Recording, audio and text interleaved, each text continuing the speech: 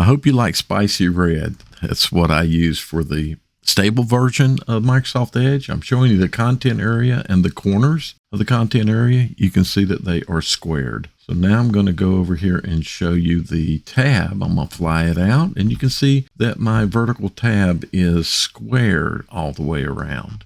Now we'll go over here to the beta version. Here on Moonlight Glow, and you can see that the content area is round. So this is one visual enhancement that we have. You can see that the tab, when it flies out, is rounded on all four corners as well. Now let's switch back to Spicy Red Stable, and I'm going to show you the Discover. And you can see that the corners of the Discover sidebar are squared.